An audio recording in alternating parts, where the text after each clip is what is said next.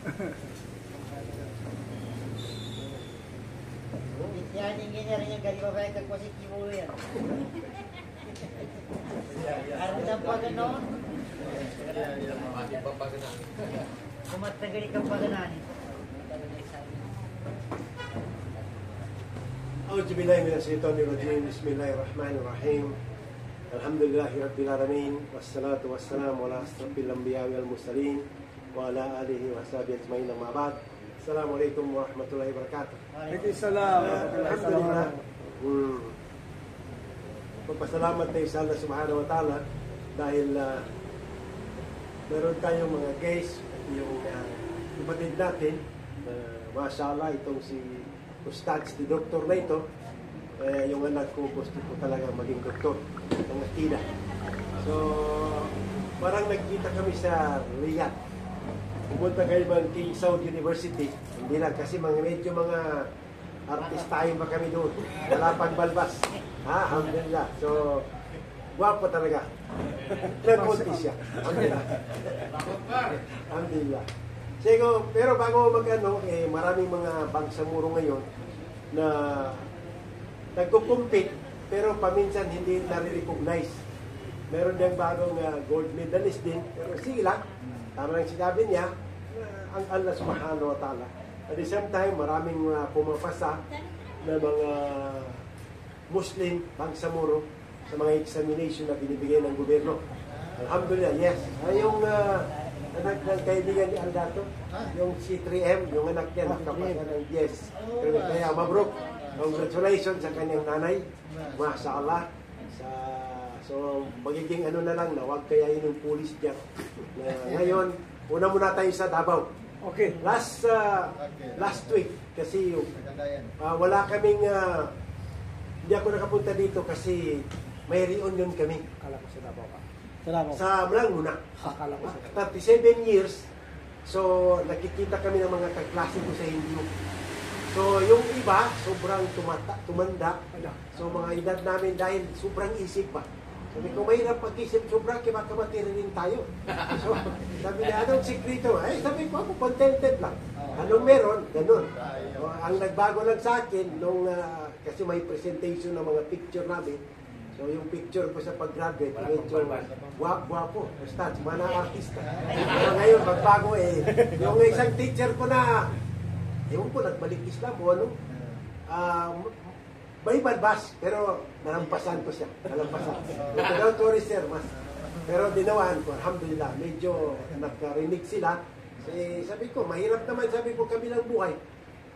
Sabihin nyo, hindi nyo narinig, hindi nyo sinabi, sabi nyo si Met naman, kuripot masyado, napunta lang pa sa Paraiso, hindi sinabi na ganyan palang Islam.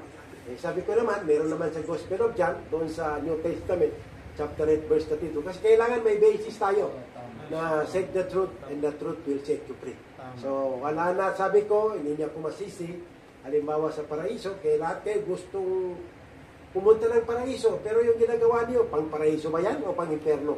Tandaan natin, everyday we are going near to our grave. Ngayon mga senior na tayo, ako sabi ko, senior na ako, pero feeling 30 pa rin. Baka kumpiyansa.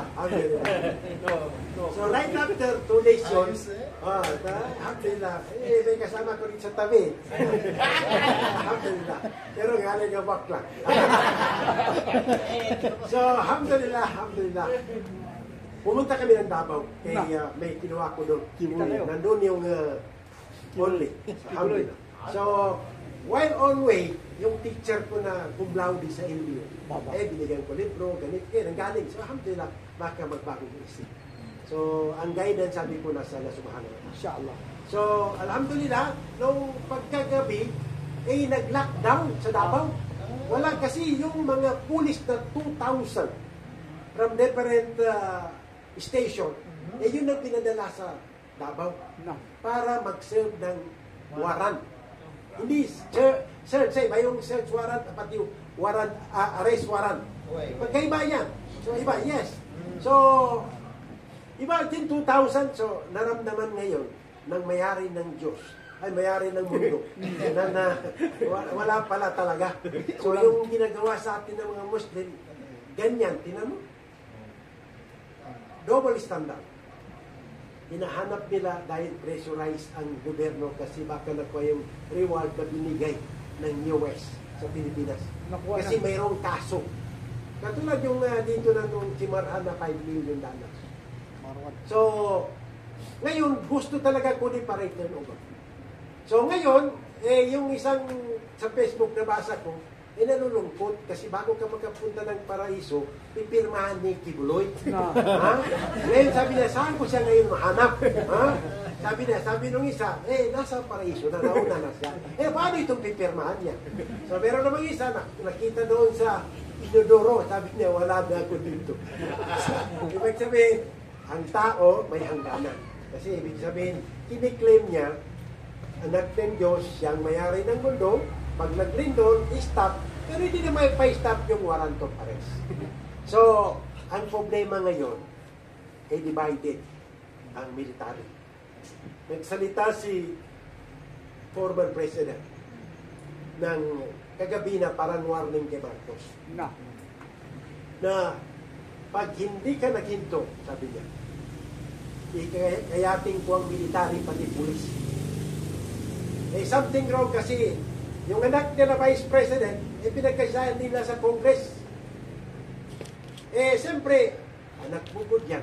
Nanalo ito, presidente ngayon dahil dito sa anak nito. Ngayon, lahat ng ginagawang ng mga pulis, mga illegal, manood kayo diyan sa, pero hindi lahat ng pulis ha. Kaya nagsabi ni Spinido, na pinaka-world sabi niya na sindikato sa Pilipinas ay mga pulis. Before that, nagsalita siya, after one day, may hinold up sa Batangas na negosyante na 30 million na mga major na pulis taga ibang lugar. Imagine. So, something wrong ngayon. Something wrong. Hindi natin alam kasi ang delikado kulita. So, wag sana. Kasi magulo talaga. Marami talaga kasi yung mga Kingdom of Jesus Christ, mga 8 million ang mga members nila. Pinipingilan lang sila. Ngayon, nag-stand sila. So, yun lang ang panalangin natin. Sana subhanahu wa ta'ala na maayos ito. Ang problema, karamihan violation of law katulad ng Israel. So, balikan lang natin mamaya si mayari ng mundo. Ha? Alhamdulillah. Pero kasi before that, nagsalita siya about sa Quran.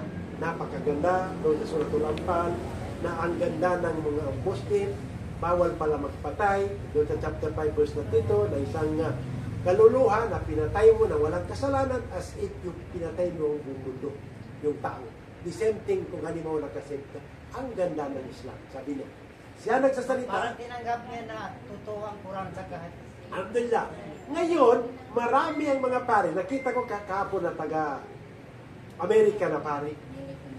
Nasabi na napakaganda ng Islam. Palagi nyo binibira sila.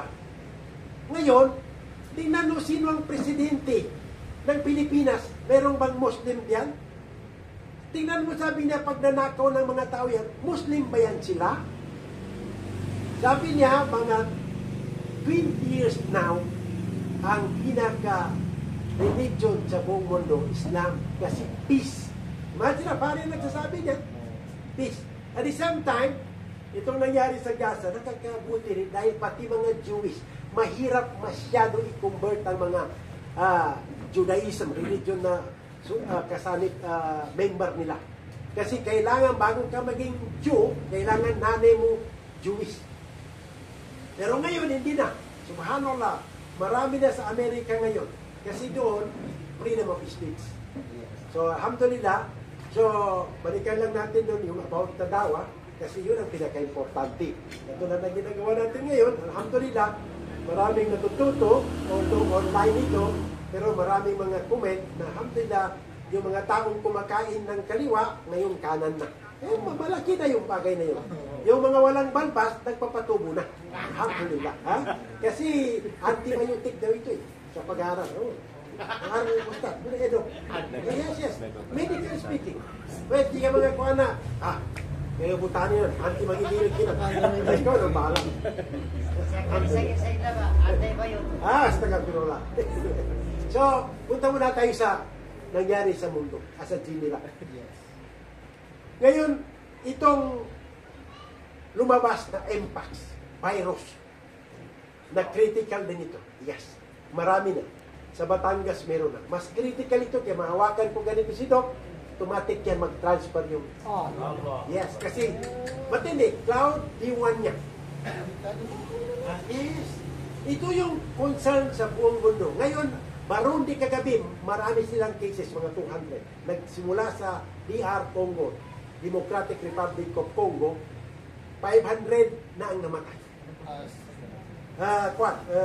Mpox. Ito yung monkeypox.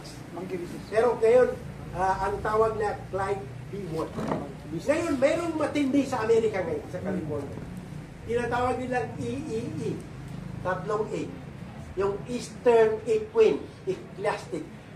Lamok naman niya. Naggrabe ang kabilis mamatay ng tao. Marami ngayon. Yes, kasi alam mo, nangyari sa Gaza ng mga Muslim yung Adwa. Meron sila ngayon tornado doon. Grabe, kahit anong lakas, ganitong bahay, isang ano lang yan, ubos siya. So, nandoon sa Amerika ngayon. Alhamdulillah. Ngayon, yung mga flood, hindi lang pala dito sa atin. Kahit sa isang lugar. Sa Japan ngayon, maraming na-stranded na mga tourist. Kasi 5 million na tao na ipoforce nilang mag-alis dahil dyan sa typhoon na yan. Typhoon Qingchao, hindi ko na maano yung pangalan, hindi naman ang Qingwa po tumungin. So, maraming mga sasakyan na nabaliktad dahil sa lakas ng subhanallah, yes, ng hangin. Sa India, sa Bangladesh, subhanallah, Bangladesh, sa Sudan, kasi yung dam nila, sa Libya, dahil sa lakas ng ulan, na-collapse. Sa Nigeria, ganun din. Ang Nigeria, they're waiting sa supply dahil 26 million ng magugutom sa Nigeria. Grabe. Sa India, 22 days na ngayon ang rally ng mga doktor dahil merong doon OSGT na doktor, renep at pinatay. Yes, hanggang ngayon. So, ibig sabihin, pag-aralan mo yung nangyari ngayon, almost buong mundo may problema. Sa Venezuela, sa Caracas, 2 days na blackout. Ibig sabihin, the whole country, wala, inano nila yung opposition kasi si Maduro, sabi nila, ng daya, hindi na mapaano yung result kasi control nila yung Supreme Court. So, until now, grabe ang ano nila doon sa Venezuela. Communist pa yan eh. Kung maraming countries ang hindi nila recognize. Imagine. So, iba. Sa Saudi Arabia man lightning. Tunay, grabe. Doon sa clock tower. Sinatamaan. Tapos, yung mga ulan na hindi dapat mag-ulan, umulan. At the same time, yung lahat ng area, yung mga deserto, mga mountain, ngayon green na. Green. So, ito man yung sabi ng Prophet Muhammad sallallahu alaihi before, merong attack and destroy, pero tumaan mo na. Tabatan, Ustad. Alaikum salam, tabatan. Masalah. Basta kayo kasi Ustad. Nyame talagang giti. Wang camurot at tuwasawa. Keluar. Tapat. So, sa Ukraine pati subhanallah, sa Russia, tumitindi ngayon.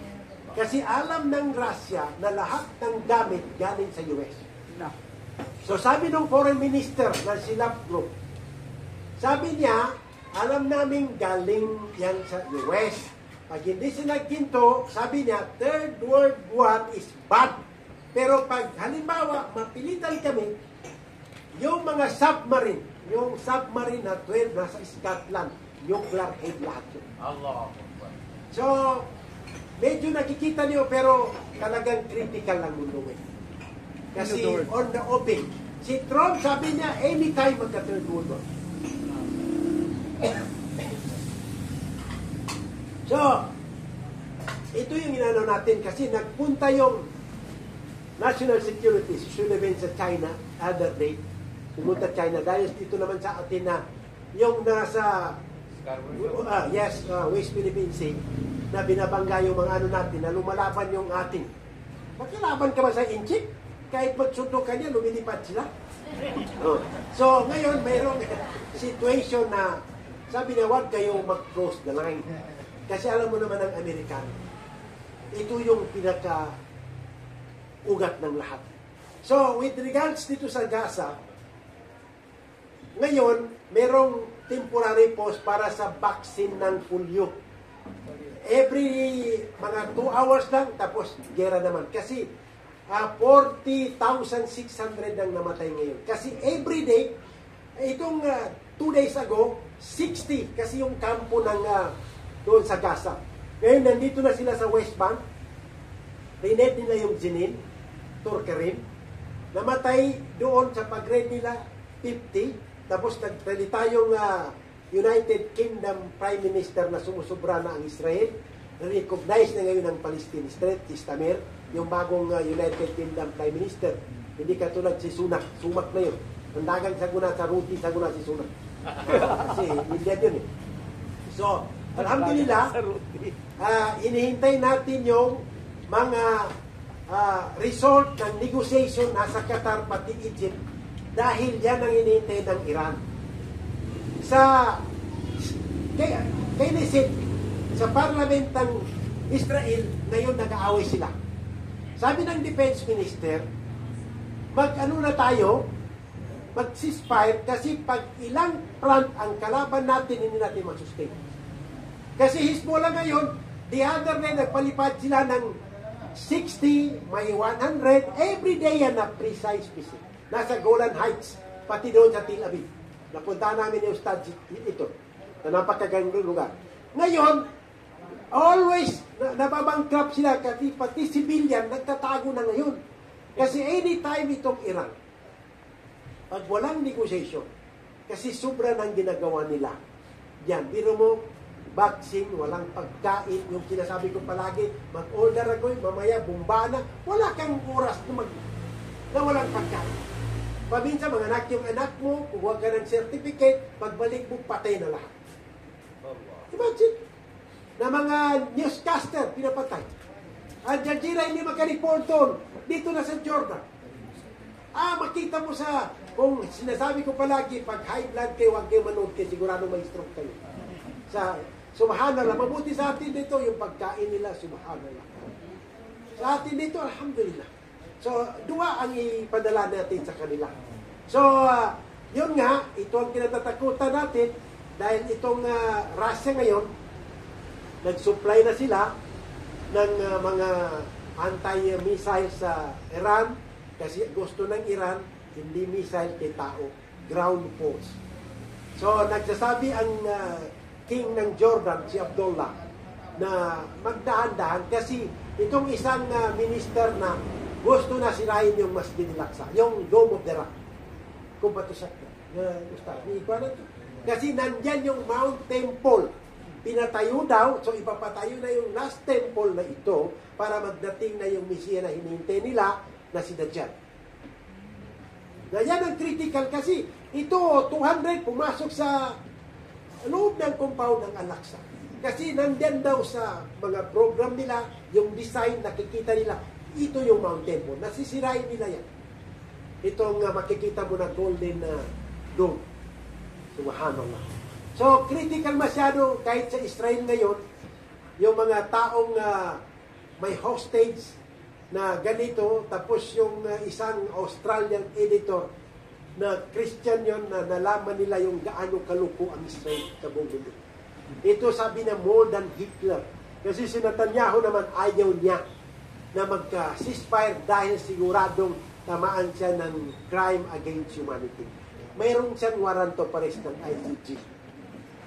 So natatakot yan. Wala siyang way out unless i-drag niya ang US na sumali sa gera sa Iran para magkagulo-gulo na sa buong mundo. Yan ang ano nila. Ang problema natin, itong Russia, tumitira ng nasa center sa Kiev ng Ukraine na dahil galit na sila, dahil yung isang nuclear na plant, nilina kung ano yan, subhanallah. Isa lang ang nuclear weapon na puputok, subhanallah. Na yung sinasabi kong Satan to, 30 million one time mamatay. Dahil sa radiation, pati yung amoy niya.